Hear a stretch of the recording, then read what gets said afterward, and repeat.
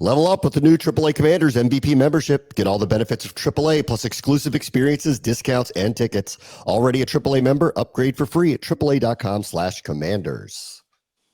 Hey, babies. Hey, babies. Hey, babies. Hi, everyone. Hi, everyone. Happy Wednesday, everybody. Happy Wednesday. Callow sent me, I'm not going to spend a lot of time on this, but he sent me a clip last night of the DC United owners doing an interview with my old buddy Julie Donaldson on Fox 5. And I couldn't open it because it was on, what was it on? It was Blue on Sky.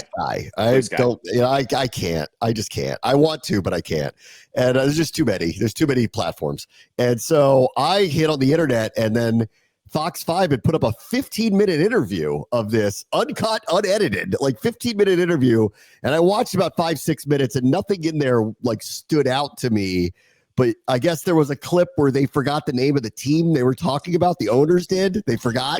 They like see one of them. I forget which one is the majority owner. One of them seemingly kind of forgot what he was talking about and couldn't reference the actual team name. And like, I get it. Brain farts happen. Like it happens with me on this show all the time. But it said DC United behind them in the stadium. Not quite remembering. Up. You can see the name of the team behind them. Right. Not quite remembering the team that you own. That's a bad look. That's all I'm going to say about that. So, well, and the first 3 minutes of it was them telling Julie, we need to be more out there. We don't do enough interviews. We're not transparent. And if that's the case, I would go back to what you were doing then. Right. Go back to what you were doing. There were several moments from this that were just kind of odd. And look, that team's been really bad for a good chunk of time now. They haven't won a playoff game since 2014, I think. They're playing in RFK. So they haven't really? They haven't won a playoff game at Audi yet. Wow. Where the Spirit's kind of like, eat our lunch on this one. But it was an odd one. And I said to you, it was a little just weird that an uncut 15-minute video of any ownership was up on a website somewhere. So I almost expect that one to be scrubbed by the end of the week.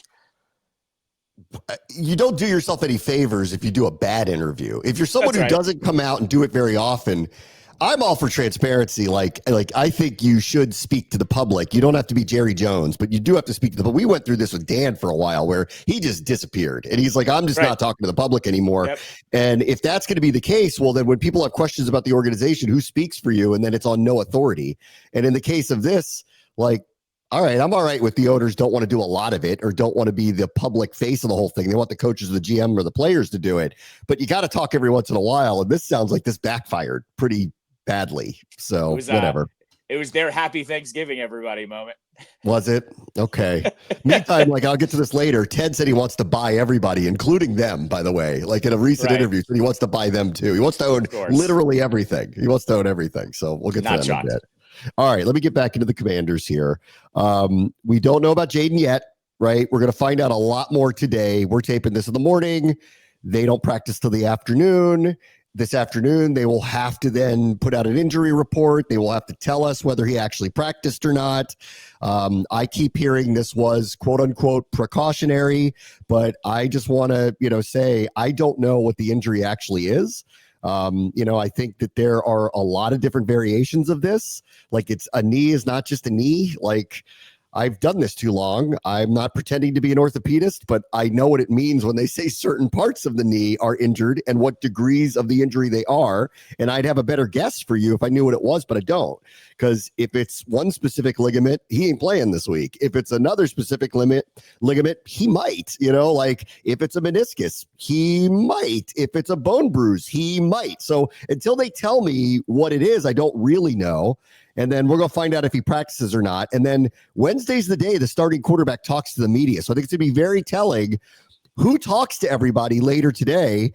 And if they're even trying to hide whether he's playing or not, I would assume Jayden will do that. But then he has to answer questions about it. So we'll see what happens later today. Yeah, you'd have to remind me. Did he speak last year when it was in between the Panthers and the Bears game? I want to say I'm pretty sure he did. And he basically downplayed the whole thing and just was like, my ribs hurt. And that was it. I can't remember because I almost remember, did he talk on Friday? Remember he talked on I think maybe that's what he did. And they didn't even let him talk on the Wednesday. So yeah, I'm with you. I think that's going to be a big chunk of it. But also, they might just let him do it either way. I mean, this, it's Fort Knox over there now with information. I would. So, yeah, I would.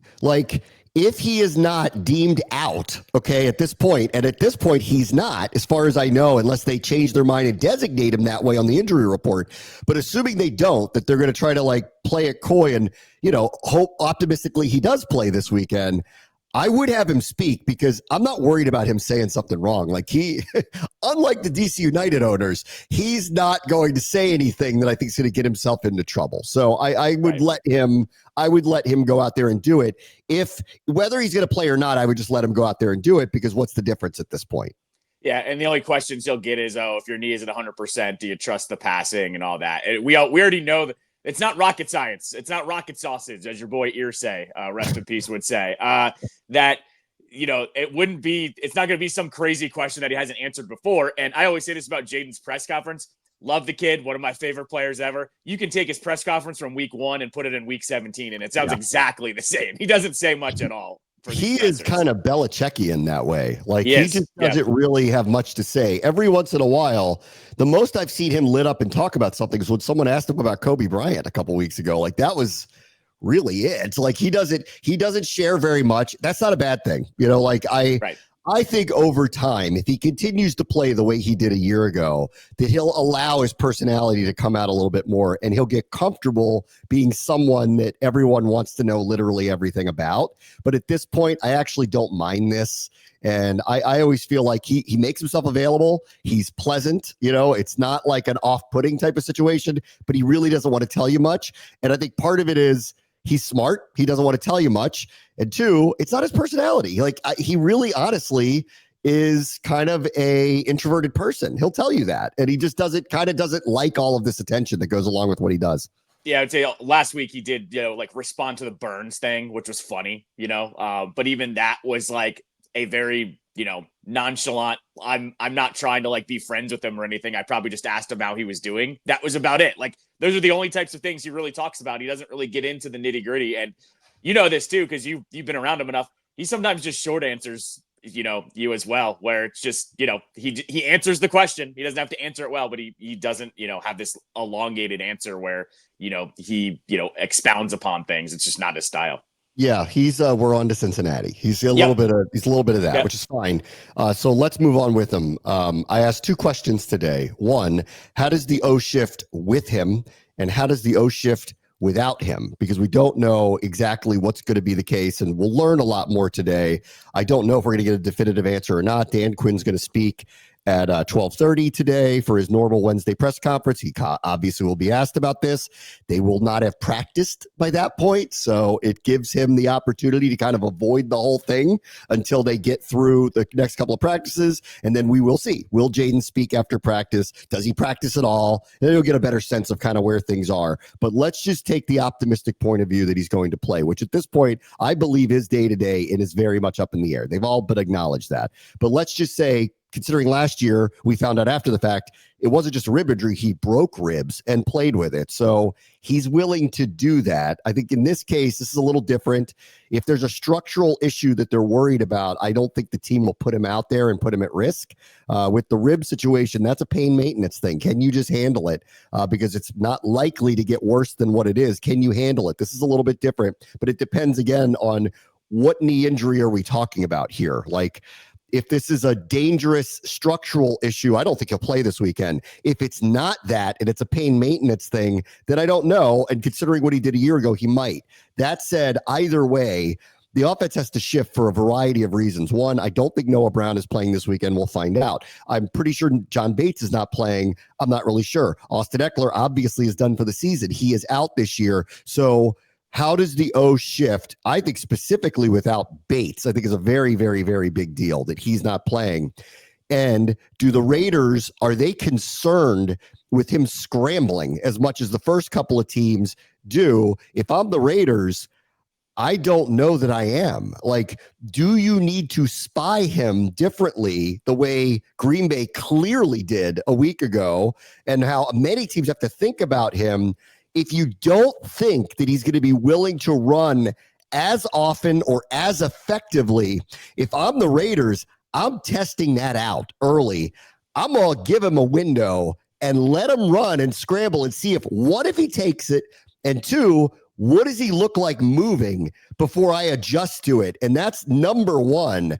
I think the Raiders, if he plays, dares him to run out of the pocket a couple of times, even if they give up a couple of mild chunk plays, just to know where he is right now physically.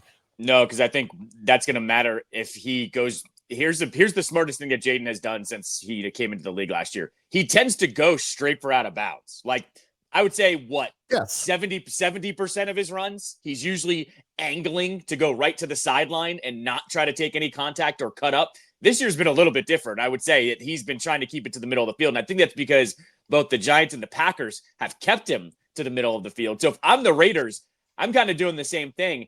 I'm daring you to take the ball and cut up instead of going for the sideline. And if all of a sudden he's still going for the sideline, even if they're trying to force him there, that's where they're going to evaluate this thing.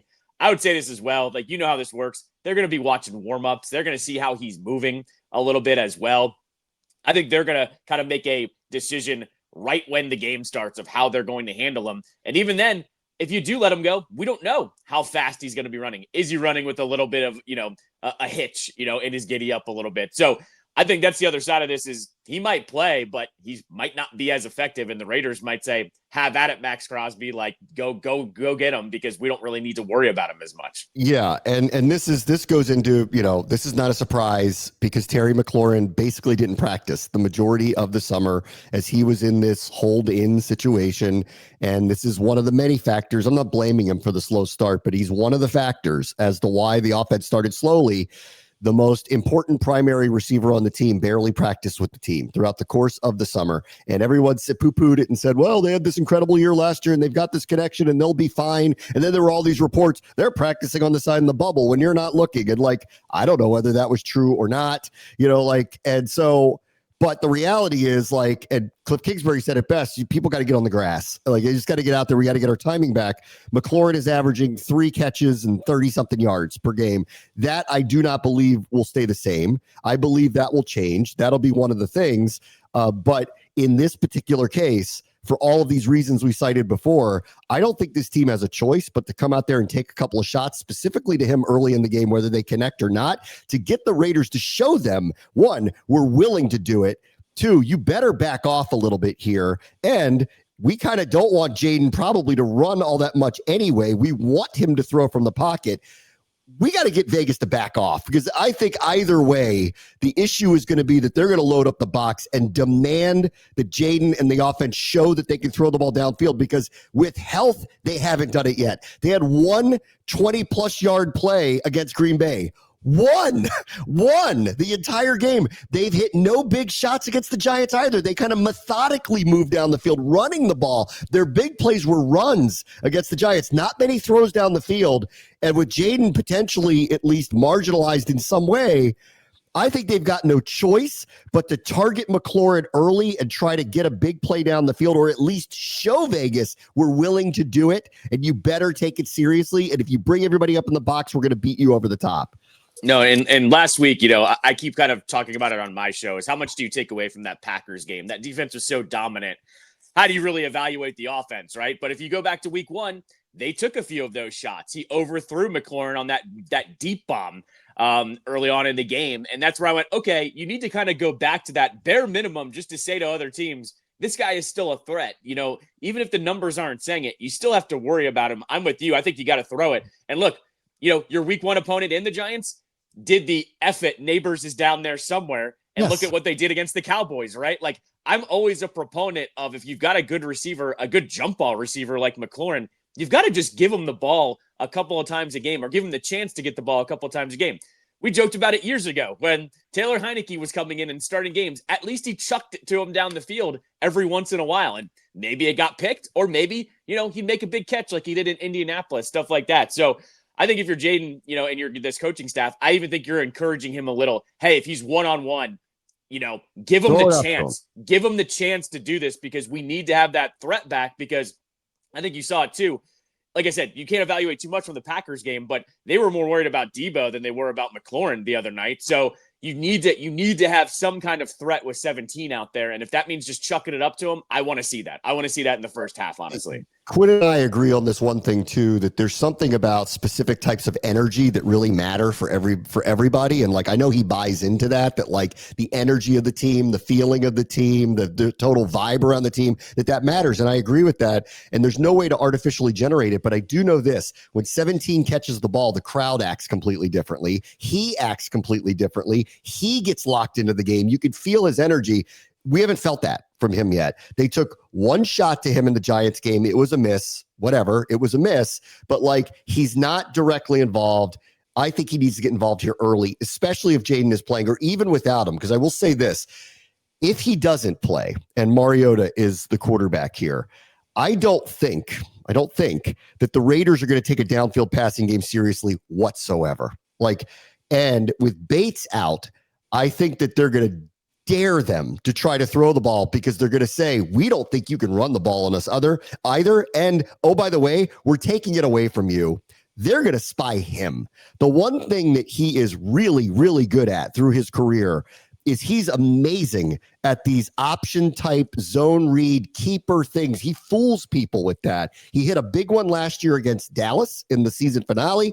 He's fooled me a million times in the booth where he's either given the ball away or not given it away. He's really, really, really good at it. But what Mariota has not done successfully throughout the course of his career is hit the deep passing game consistently. And considering he hasn't practiced very much through the summer either, if I'm the Raiders, I'm not taking that seriously. And that's where I'm not sure what the right thing to do here is, but a short passing game that gets McLaurin involved early with him is going to almost be necessitated, because I feel like the Raiders are going to crowd the box and say, you are going to have to beat us that way.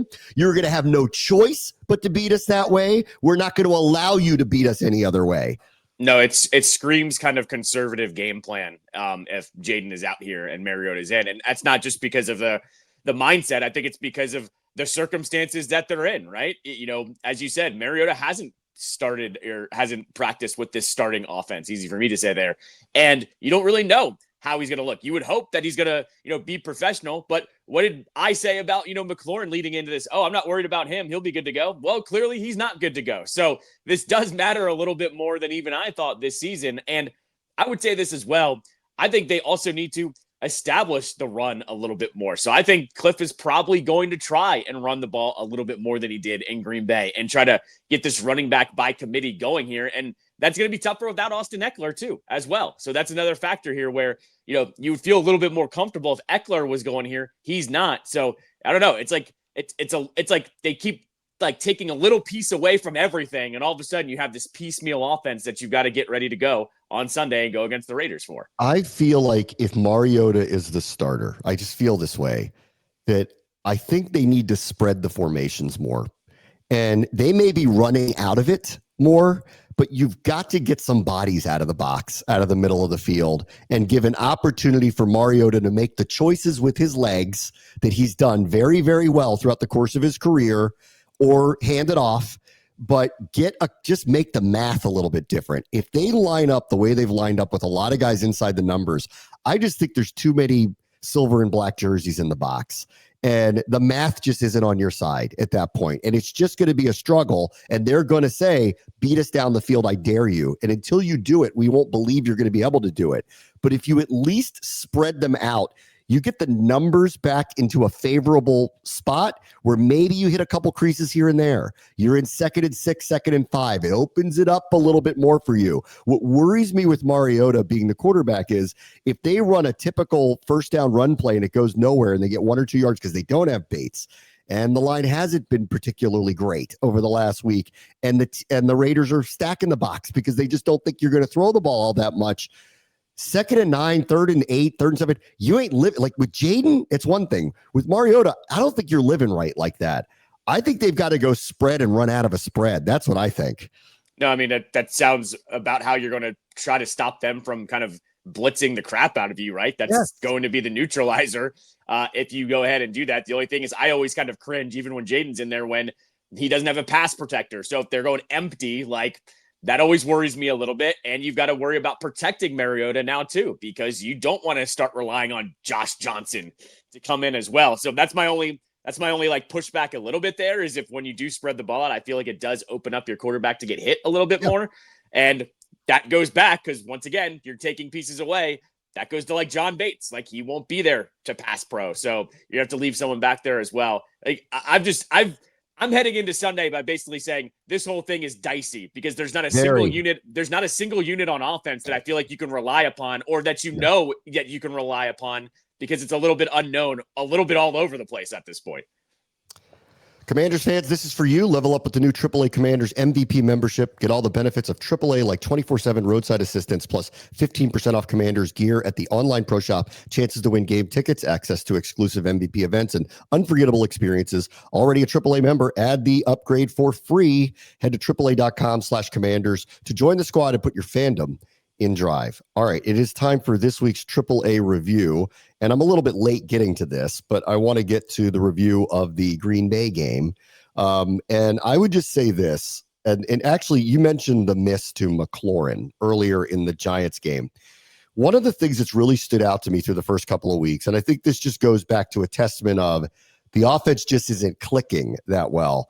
There were mistakes a year ago. There were misses. There were drops.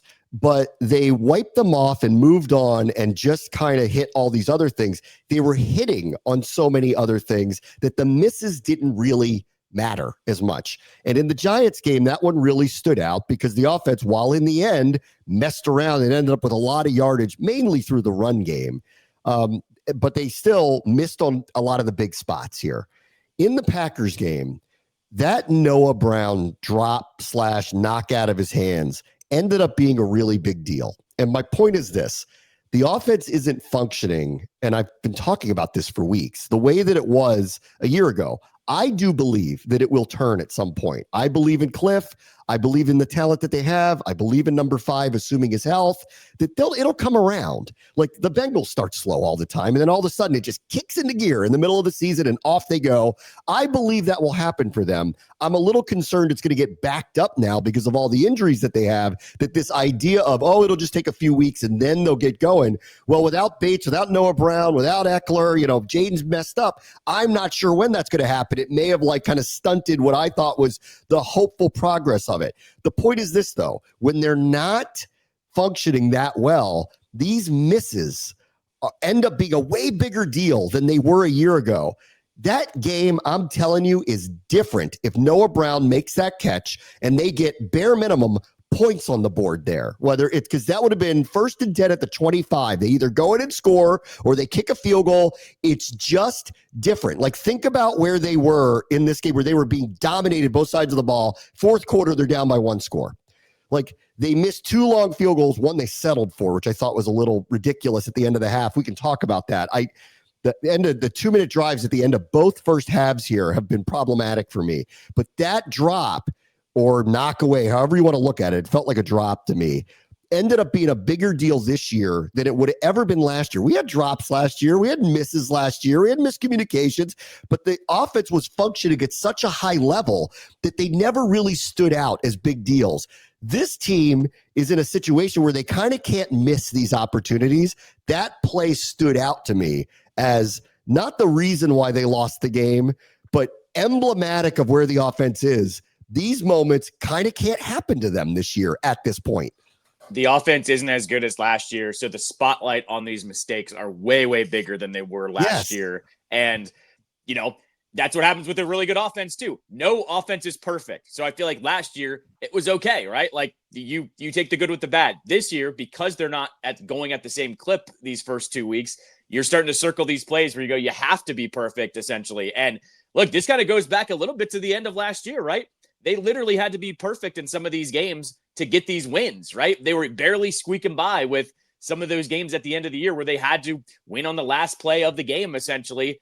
This year, it's almost like it's a little bit more of the same where they have to have these perfect games to even, be within 1 possession of a game. And look, that worked in the playoffs against Tampa Bay, and then the Lions were different. But then we saw how it fell apart with them against the Eagles. So I think this is where we're at now, too, is the mistakes now. when they make them are way more glaring because they're not scoring at the same clip that they were either. Yeah. And I think like I keep feeling like timing is just really off here right now. It's just not there. And it goes back to a few weeks ago when Cliff all but said it. Like, I need these guys to get on the field so that we can start getting our timing down.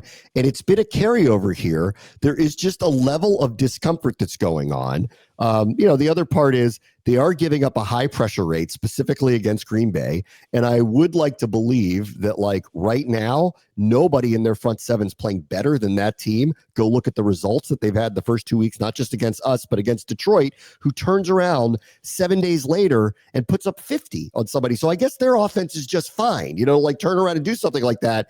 And so, like, I would like to think that we're playing a different defense this week. No disrespect to the Raiders. They're not playing like that, though. They're playing well, but they're not playing like that. And that our offensive output will be different. But that's on us. Like, that's on us. The timing here is off. You'll see Jayden with a touch more discomfort. He's leaving the pocket a little earlier than he typically would have maybe a year ago. He's backpedaling a little bit more. I think there's just a level of timing uncertainty that's going on that is evident when you watch them play right now. I still believe it will turn. I still believe all this stuff will get fixed.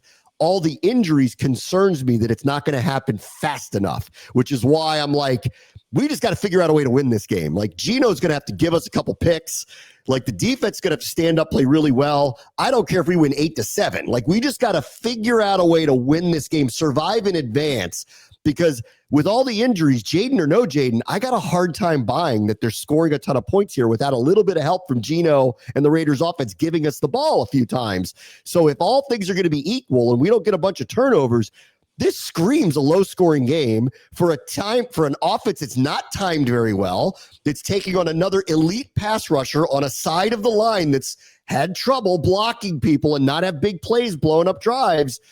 And we can't afford to have the one or two misses like we did a year ago. I'm not trying to blame Noah Brown for that turned the game. Last year, we would have shook that off and just chucked it down to somebody else. This year, that miss is glaring so far for them. This feels like that midpoint of the season last year when they had to play the Eagles on Thursday night and they had to play the Steelers on that Sunday game, where you and I knew going into that week it was going to be tough because of the way that the injuries had stacked up, the way that they were playing, that they just needed a break essentially. And look, what happened in the Steelers game? They were a stretched Zach Ertz ball away and an offsides call away from having another chance to win that game. They end up losing. The Eagles game, they hung with them for 3 quarters. And then what happened? Saquon happened in the 4th quarter.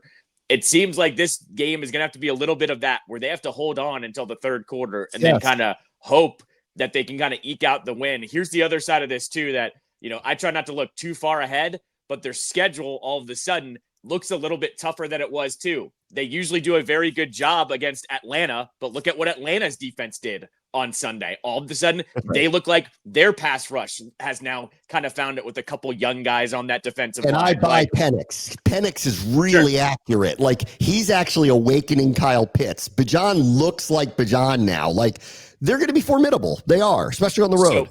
So that's next week, right? And then another game that I actually thought was going to be more neutral, but is now really skewing their way, is they got to go LA and play the Chargers. And the Chargers are very tough this year. Look at what they did with the Chiefs. Right. Look what they did to the Raiders. Like, all of a sudden, your schedule flipped a little bit here too, where the games that you thought maybe they should win, they might be close, all of a sudden are way more tough than they were looking at the beginning of the year here too. So this is the other side of this, is the pressure's on this game, because you look at this one on the schedule and go, I know your injuries are stacking up and all that, but you need to have this one because it's about to be a really tough road for literally the next 8 weeks, essentially. Yeah, I feel like if they can just get to 3-3, one way or the other, that would actually be, and then you hope the injuries stop, people start getting healthy, everything kind of comes around, which I think it will, and then you go on your run. But the schedule's very hard. So we're going to see how that goes. This is why the early part of the schedule was the whole time we're like, I don't care what the circumstances are. They got to win these games. Like, they've got to beat the Giants and Raiders at home. If they don't, they're going to be in trouble. So we'll see what happens here. One of the things that did happen today is our former 2nd round pick, Preston Smith, did sign. Obviously, Dietrich Wise went on IR. So there was room for another veteran defensive lineman. He was available. He spent 4 years here, signed with Green Bay, 5.5 there, went to Pittsburgh in a trade last year, was a free agent, comes back here. I don't know exactly, obviously, what he brings at this stage of his career, but it was they had to do something with the loss of Wise, and here's a veteran. So this is the direction they've gone, with this team. We will fill in with veterans that know what they're doing, can play within the scheme, play within the system, and we'll see how quickly he's up and playing for them. Yeah, exactly. And, this is what this defensive line has been. It's all, a bunch of pieces that fit together for the depth. That's really what they were going for this offseason. So I look at Preston Smith as not somebody that's going to start, but is going to be a depth piece. They still need a little bit more of a pass rush regardless with Wise going down, especially with what happened on Thursday in Green Bay. Yep. So I'm with you. You get a professional in here, you get a veteran in here. It doesn't hurt at all. All right, let me take a quick break. Bram and Callow, ESPN 630, the Sports Capital.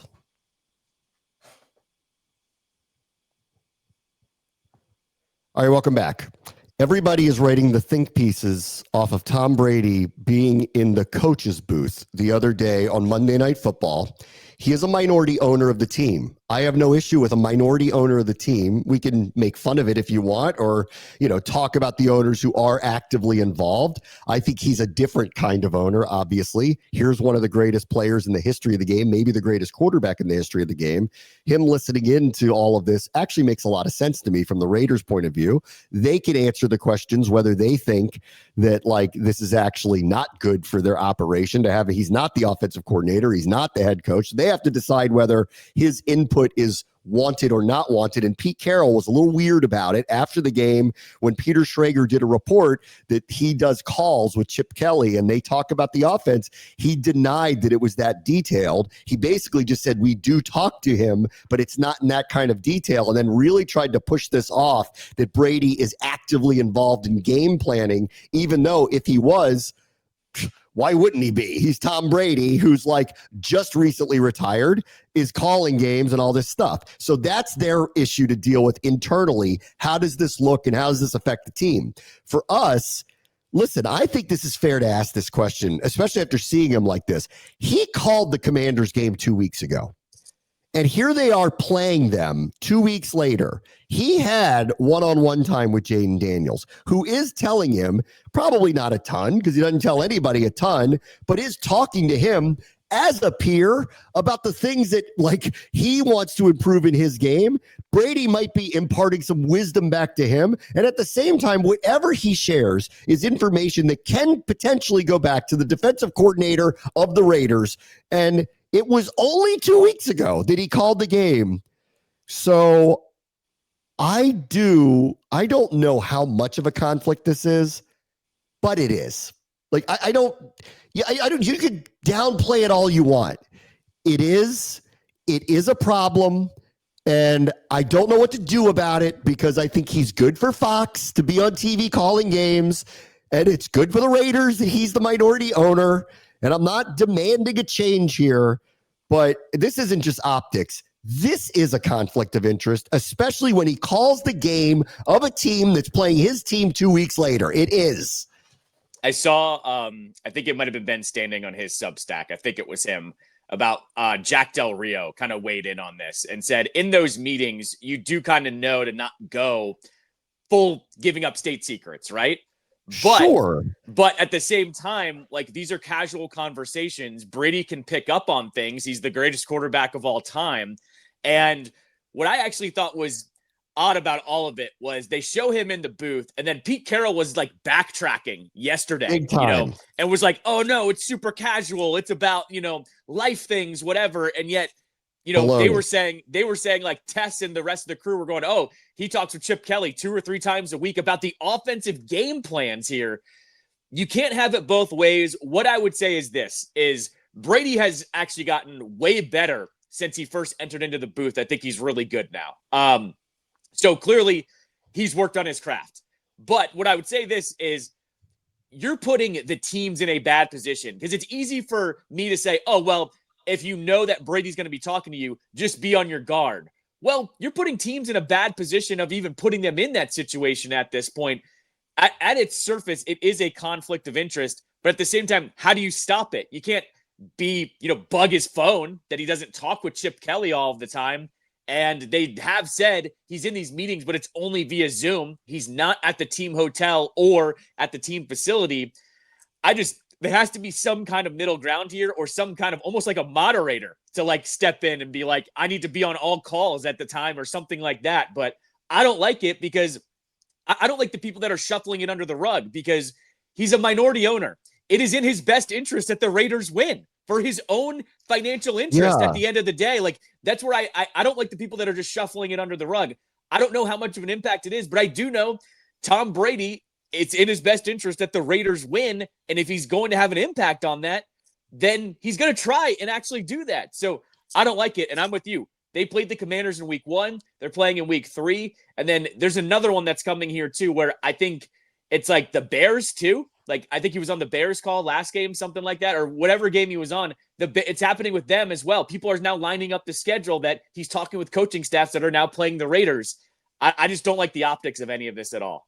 I don't either. I really do believe it's a conflict now. I don't know what to do about it. And I'm not saying Fox needs to not have him call games. Right. But like, off of this, what is stopping Jerry Jones now from going, fine, Tony Romo and Troy Aikman are consultants for the Dallas Cowboys now? That's right.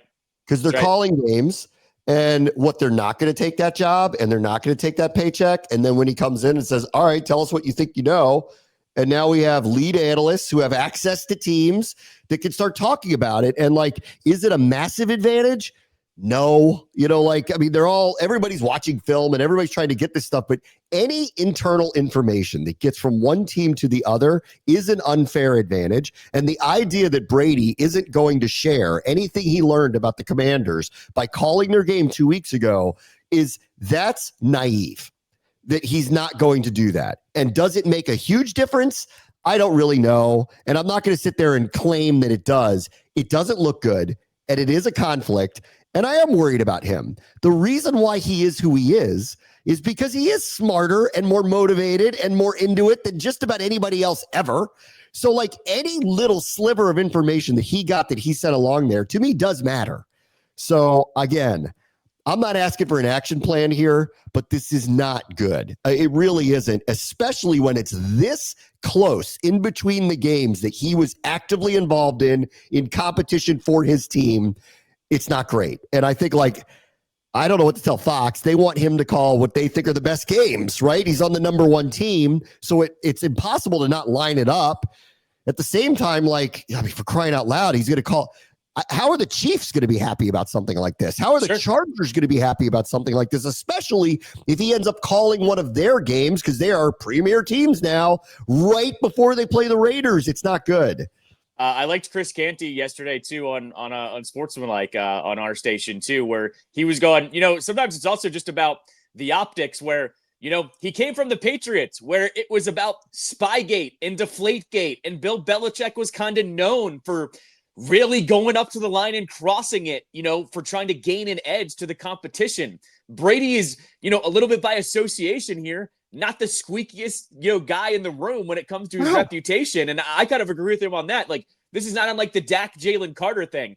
Dak might have instigated it a little bit, but I know one guy has a way worse reputation than the other. Brady is a little bit like this, where you're guilty by association with the Patriots. We know you guys didn't do things cleanly for your dynasty. So that's the other side of this too, is Brady doesn't get out of this squeaky clean either. Like, this is something that I wouldn't be surprised that he's actually participating in as well. If they're all political figures, he's Putin, dude. Yeah. I don't trust him. I don't trust him. Right, exactly. He's real slick and he looks good on TV, but like, I don't trust him. There's one other thing here too that I actually like that Warren Sharp pointed out. Here's the NFL that has been pretty good in terms of putting out their image and getting themselves out there, whatever. Some weird things happened on social media on Monday, where there were 2 videos, or Monday and Tuesday, 2 videos that were going around. One was the Eagles tush push, where you could clearly see the guards moving, right? And that conversation is starting to happen, right? That's one of them. They need to call that properly. I've had enough with this. Like, I don't care that they do it. Just call the play properly when they do something wrong, penalize them for it. That's all. So that's the first video. The second video is of Brady in the booth, right? The NFL is doing their thing on Twitter where they're filing the copyright infringement and getting the videos taken down. That's a huge red flag to me because you guys have never done that before. You don't care when people post your highlights and stuff like that. Yet those two videos are the ones that you guys are flagging and are getting taken away. Warren Sharp just asked the question, what's going on at the Shield that you're starting to pull these videos down too, that all of a sudden those have struck a nerve with you where others haven't? They got to answer some questions here on this one. And I know they did release a statement yesterday and just went over what he does, but the optics aren't good here. No, like you can't have this. And you need to actually, what I think you actually need to do is somehow lay out who Brady's going to call, in some of these booths. I know they can't really do that with some of the primetime stuff, but I feel like that's the only way you kind of get around this with teams, if they're going to be honest. On the Eagles thing, I did see Jordan Mailata did an interview, and he called it rubbish that everyone keeps just pointing out that they keep winning games over this play. And I would just say this as, someone who just wants to beat them. They're very good at this. This is not, everyone else can do it. They just can't seem to do it like they can do it. So it's not like they're allowed to do it and nobody else can. Two, that's not the only play that they won on. He had mentioned this, and I'm like, they held the Chiefs to 17 points. Like, okay, like give them some credit for doing that. And I don't want to be Philadelphia's defenders here, but I'm sick of this too, that everyone keeps pointing this out and making such a big deal out of this play. And the referees, you do have to call this properly though. That should have been penalized on multiple fronts. This particular one that they ran, there were a couple last year, and the Commanders were complaining about it in the playoffs, and it turned into like a cartoon because Luvu kept jumping over the top of the whole thing. But they were like, they're hard counting, they're moving, they're not lined up properly. This is, the alignment is off. Like, you've got to call these parts of it. And then, oh, by the way, you're not supposed to be able to allow to push a ball carrier. So I don't really understand how that's ever been legal. Like, the play is fine, but the parts of it that are against the rules just need to be adjudicated properly, and then we wouldn't have this problem. No, I'm with everyone on this. I'm anti-tush push if you do it legally, and they don't do it legally. Right. The guards are moving before. What is a neutral zone on that play? Because there basically is none. And there are 3 different penalties that could be called, and none of them get called. I think if I'm a player, I'm frustrated with it too. I'm with you. They have one of the best offensive lines, so they can try to pull this off. But you got to do it legally. And I was one of the ones kind of screaming in the summer, it's not a football play, it's a rugby play. And if we're going to make rugby plays a thing, then fine. You have to bend the rules a little bit here. But that one, on Sunday where it was near the goal line, that was ridiculous. That was a really bad, egregious version of it. And not unlike what I just said with Belichick. He liked to go all the way up to the line and maybe put his leg over, sometimes. The Eagles are doing the same exact thing here. And I think, other teams are getting frustrated with it because they're not getting calls on it. And the Commanders were waving that flag in the NFC Championship game. Now the Chiefs are officiated properly. That's all. Yes. Just officiated properly. I'm not calling for banning it. I'm not one of those people. Like, you guys are really good at something. I don't think we ban it because you're really good at something. Yeah. It's just adjudicate it properly. That's all. Officiate it properly. All right, let me take a quick break. Bram, watch the show. Always be on 6:30, the Sports Capital. Commanders fans, this is for you. Level up with the new AAA Commanders MVP membership. Get all the benefits of AAA, like 24/7 roadside assistance plus 15% off Commanders gear at the online pro shop, chances to win game tickets, access to exclusive MVP events, and unforgettable experiences. Already a AAA member? Add the Commanders MVP upgrade for free. Head to AAA.com/Commanders to join the squad and put your fandom in drive. All right, welcome back. Happy birthday, Ovi. 40 years old, 40 years young for Alex Ovechkin. I can't believe it, they're going to start the preseason actually soon here at the Capitals. Just real quick, do you think this is his last year? One, I want to say he's a man. He's 40 now. It's what you always have to say when someone turns 40 at this point. I've said this going to last year. I think this is his last year. He has said out loud, he hasn't decided yet.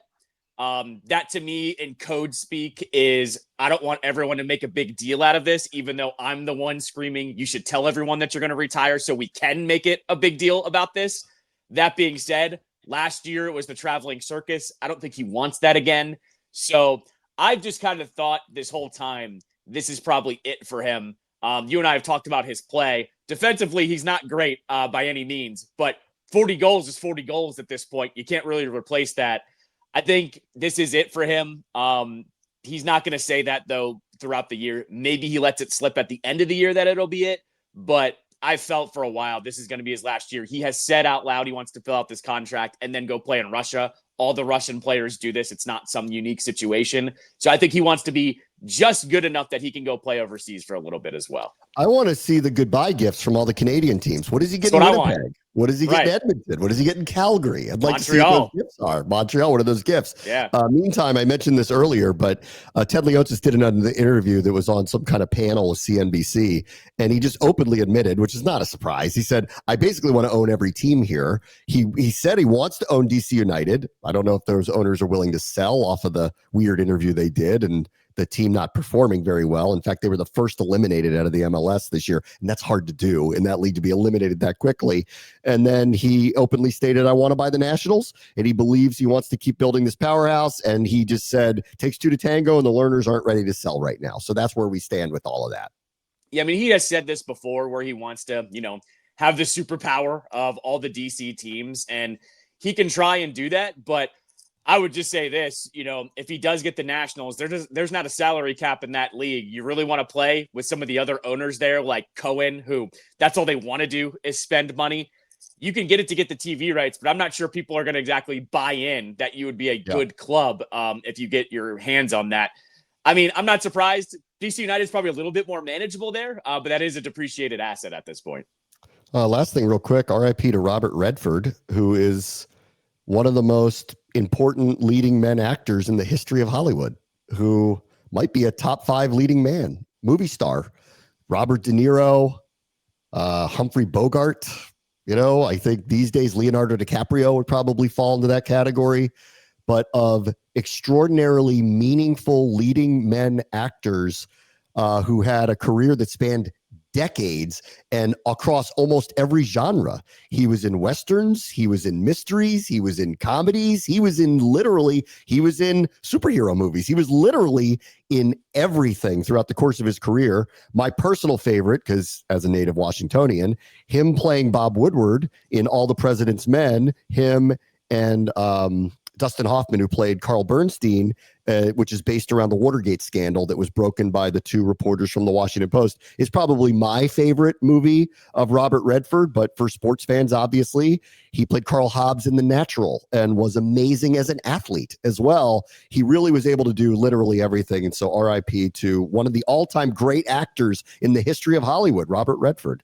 I had to watch All the President's Men in high school, and it's very hard to make a journalist look cool, and he did that. That was a little bit of the sentiment yesterday. Of like everybody look cool. He's one of those. And I think I have to agree with that. He made working at a newspaper look way cooler than it should be. So yeah, R.I.P. Robert Redford. All right, everybody. We'll talk to you tomorrow. Bram and Callow, ESPN 630, the Sports Capital.